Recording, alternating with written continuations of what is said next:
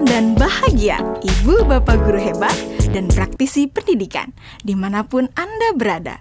Kali ini, Ibu Bapak akan melihat contoh situasi pembelajaran di sebuah kelas tingkat sekolah dasar yang menerapkan pembelajaran berdiferensiasi.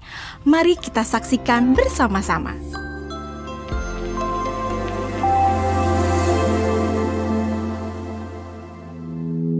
Organ tubuh manusia. Minggu ini, Pak Kasim ingin mengajar sebuah materi tentang cara kerja salah satu sistem organ tubuh manusia, yaitu sistem pencernaan. Adapun tujuan pembelajarannya adalah melalui diskusi kelompok dan penugasan mandiri. 1. Murid dapat menjelaskan fungsi organ pencernaan pada manusia. Kedua, murid dapat membuat model dan menunjukkan cara kerja sistem pencernaan manusia. Sebelum pembelajaran dilakukan, biasanya saya akan melihat tujuan pembelajaran atau target apa yang akan saya capai pada hari itu. Setelah itu, saya melihat data atau informasi terkait murid-murid saya untuk menentukan strategi pembelajaran yang tepat dan penilaian yang sesuai. Saat merencanakan pembelajaran, Pak Kasim mempersiapkan beberapa sumber belajar yang menurutnya akan membantu murid-muridnya belajar sesuai dengan kebutuhannya. Sumber daya belajar yang disiapkan diantaranya adalah sebuah poster, berbagai bacaan yang memuat pembahasan tentang bagaimana organ pencernaan bekerja dari beberapa sumber.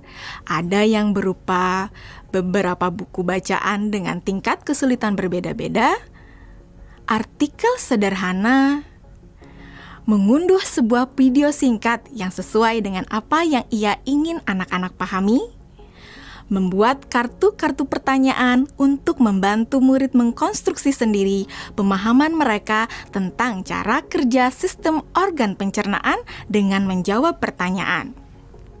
Sumber belajar yang beragam ini tentunya tetap sesuai dengan tujuan pembelajaran yang ingin dicapai, atau dengan kata lain mengimplementasikan diferensiasi konten.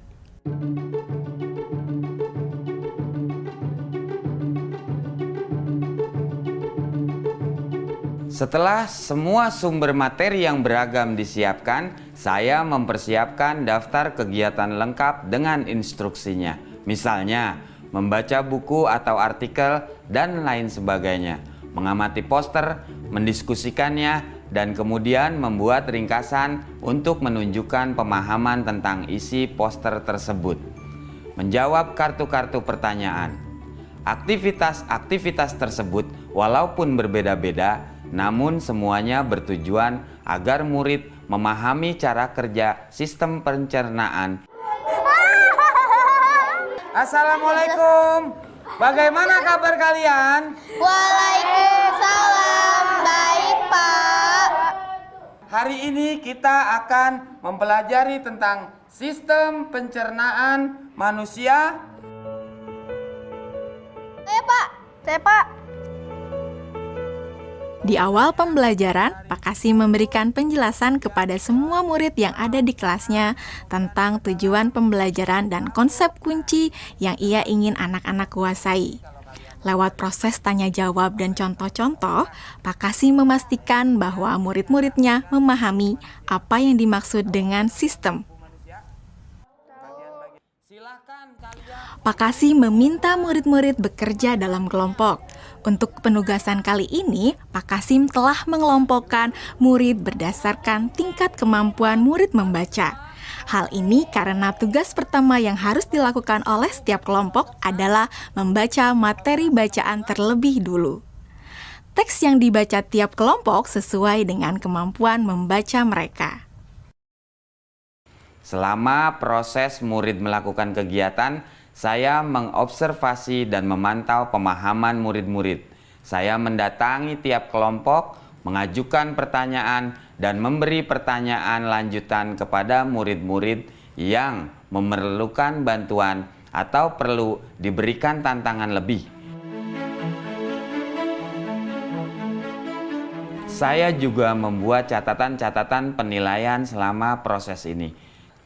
Setiap jawaban murid, pertanyaan murid, saya perhatikan dan menggunakan informasi ini untuk menyesuaikan tingkat bantuan yang akan saya berikan pada murid atau berdiferensiasi proses. Sistem pencernaan adalah serangkaian jaringan organ yang bekerja untuk mencerna makanan.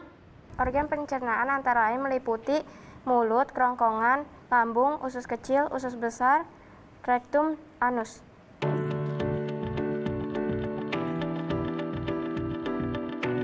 Sekarang silakan membuat model yang menunjukkan sistem kerja pencernaan manusia secara mandiri. Selama proses murid-murid membuat model sistem pencernaan, Pak Kasim berkeliling melihat pekerjaan murid untuk mengetahui sejauh mana pemahaman murid.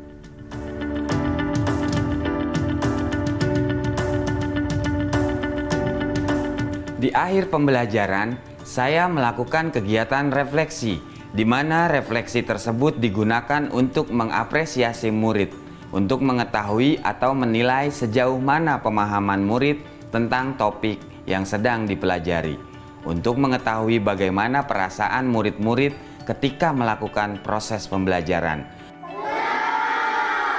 Ardas, Senang, Pak.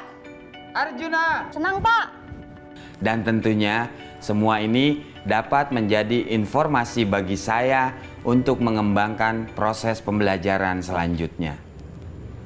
Ibu dan Bapak guru hebat, demikian video singkat salah satu contoh penerapan pembelajaran berdiferensiasi di jenjang sekolah dasar. Tetap semangat, Ibu dan Bapak guru hebat. Salam dan bahagia.